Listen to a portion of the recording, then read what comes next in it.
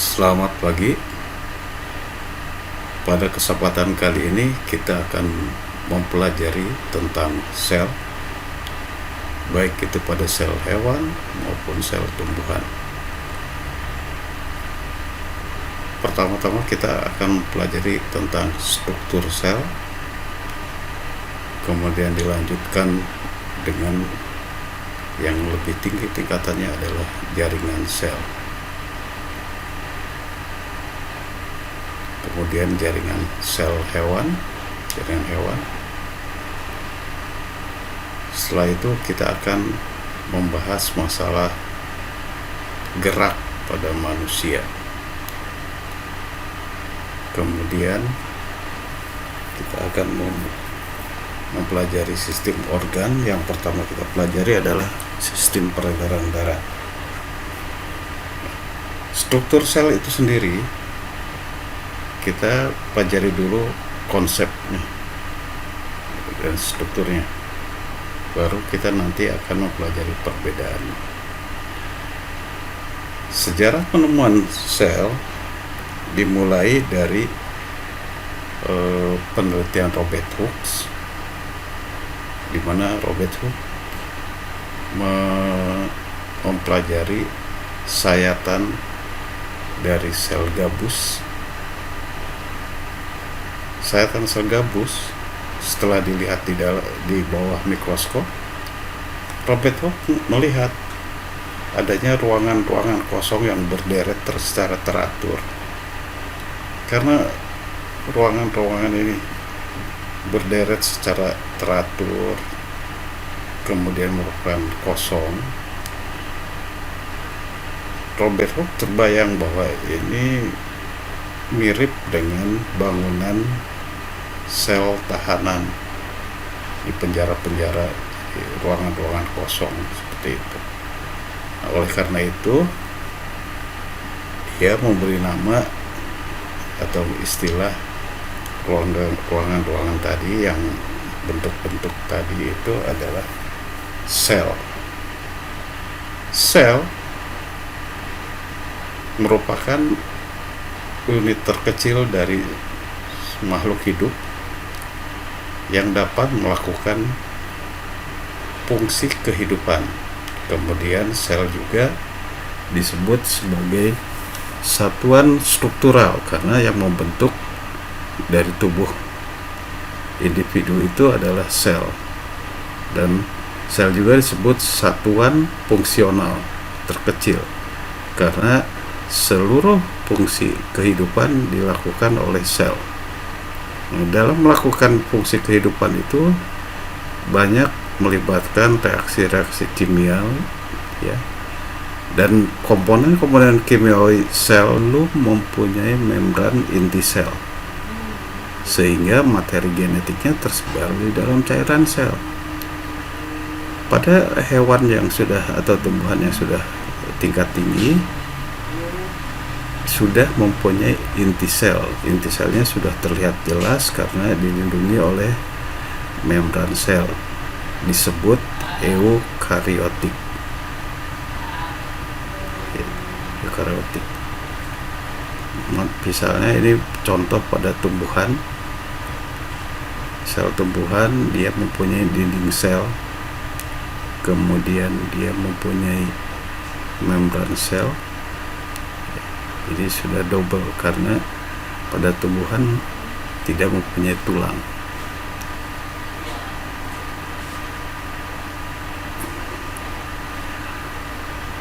Kita lanjutkan.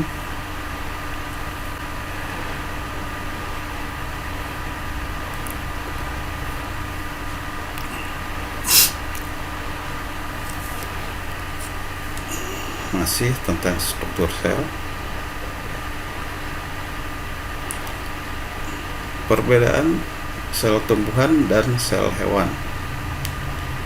Pada sel tumbuhan maupun sel ada mitokondria, ada juga retikulum endoplasma, ribosom, badan Golgi sebagai penghubung antara di bagian dalam sel dengan bagian luar sel, Dan pada sel hewan dia tidak mempunyai dinding sel. Sel hewan hanya mempunyai membran sel. Tetapi baik tumbuhan maupun sel hewan tingkat tinggi dia sudah mempunyai membran inti sel, sehingga materi genetiknya terdapat pada inti sel, tidak menyebar di dalam protoplasma atau cairan sel sebagaimana pada hewan atau tumbuhan tingkat rendah. Bahkan di dalam sel tingkat tinggi, selain inti sel, dia sudah mempunyai anak inti sel yang di dalamnya berisi dengan kromosom. Nah, kalau kita perhatikan dinding atau membran inti sel itu berhubungan langsung dengan retikulum. Nah, di sini yang lebih lengkap gambarnya ini pada sel hewan. Lihat, kalau sel hewan itu dia hanya cuma punya membran inti yang tipis, sehingga apabila kita beli daging itu, kalau daging itu diletakkan di atas meja itu tidak bisa berbentuk, dia akan seperti kain basah. Nah, bioproses yang terjadi di dalam sel yaitu antara lain transport melalui membran. Jadi membran ini fungsinya selain dia melindungi bagian dalam sel, dia juga mengatur transport sel antar luar sel dengan sel. Jadi tidak semua zat bisa lewat keluar masuk membran sel. Kemudian transport melalui membran itu ada yang bersifat pasif dan ada yang aktif. Dikatakan pasif karena dia hanya bergerak berdasarkan perbedaan tekanan. Misalnya ada difusi. Difusi itu suatu cairan itu akan bergerak dari konsentrasi rendah, dari konsentrasi tinggi ke konsentrasi rendah. Misalnya kita membuat larutan gula. Kalau kita perhatikan, setelah dikasih air, gula itu melarut ke dalam air. Dari konsentrasi tinggi gula ke konsentrasi yang rendah gula, yaitu air. Yang sebaliknya adalah osmosis. Osmosis bergerak dari konsentrasi rendah ke konsentrasi tinggi melalui membran semi-permeable. Ya. Nah, dalam osmosis dikenal istilah ada hipotonis. Kalau hipotonis berarti pelarut itu tidak akan bertukar tempat, tetap selnya.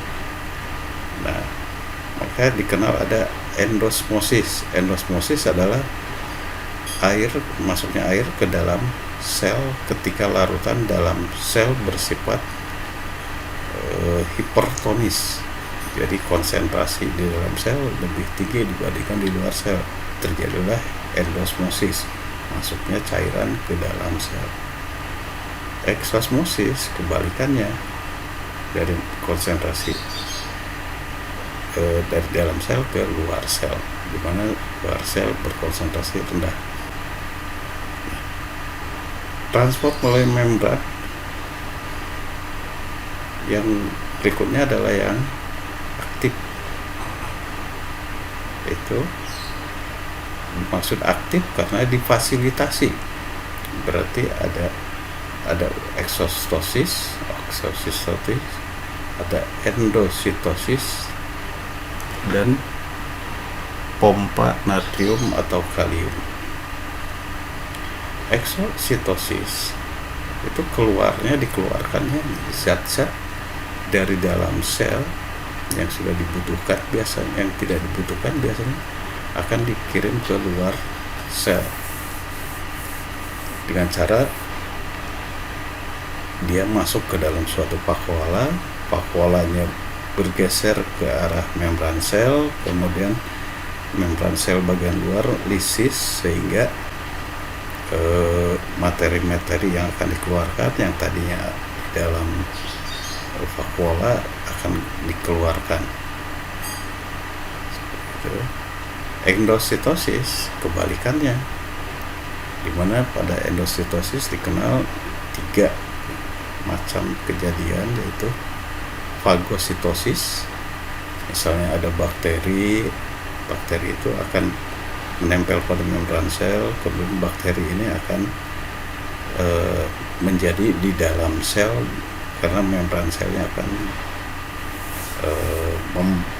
merangkap dari bakteri. Nah, kemudian dibawa ke cairan plasma, kemudian akan dihancurkan dengan dikeluarkannya lisosom. Kemudian ada juga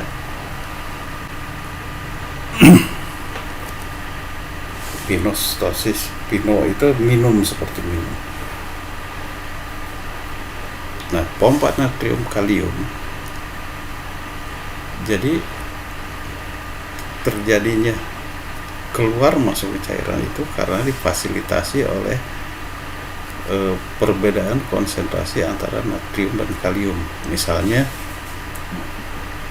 pada orang hipertensi, nah biasanya diberi obat itu yang menghambat pompa natrium sehingga natriumnya tidak masuk ke dalam sel. Sebagai akibat, tonus atau tekanan di dalam selnya tidak akan meningkat sehingga tensinya bisa terkendali.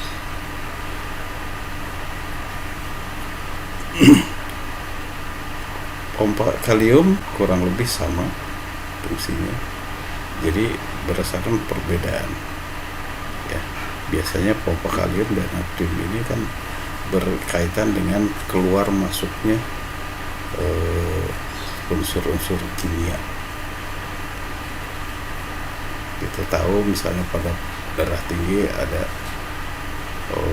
obat-obatan yang namanya ACE inhibitor yang menghambat pompa natrium. Selanjutnya adalah sintesis protein. Sintesis protein ini kita akan bahas lebih jauh pada kelas 12 pada saat kita membahas metabolisme ya. Nah, dalam sintesis protein ini diawali oleh proses transkripsi, di mana DNA di dalam inti sel dia membentuk transkrip di dalam rantai messenger RNA atau duta RNA. Duta RNA yang dibentuk nanti akan keluar sel menuju ribosom dan dibaca oleh ribosom, disebut translasi. Berdasarkan fungsinya dalam aktivitas sel, protein dapat dibedakan menjadi protein struktural dan protein fungsional. Jadi ada protein pembentuk, untuk membentuk struktur sel, dan protein fungsional adalah yang berfungsi dalam suatu kondisi, misalnya mempertahankan homeostasis atau keseimbangan sel. Itu biasanya dilakukan oleh protein karena protein ini mampu menahan cairan. Nah, sel juga mampu memperbanyak diri. Sel dapat memperbanyak diri misalnya dengan cara amitosis, jadi pembelahan spontan. Biasa terjadi adalah tadinya satu sel menjadi 2 sel. Sedangkan pada meiosis, dari satu sel induk akan dihasilkan 4 sel anakan yang ploidinya cuma 1 atau 1N. Jadi kenapa demikian? Karena biasanya meiosis itu hanya terjadi pada pembentukan sel gamet. Kita tahu bahwa individu manusia ini kan 2N, dilambangkan dengan 2N, berpasangan, selalu berpasangan, ada 23 pasang kromosom. Nah, sehingga kalau tidak terjadi pembuahan meiosis dulu, nanti ploidinya jadi berlebih, tidak menjadi 2N lagi.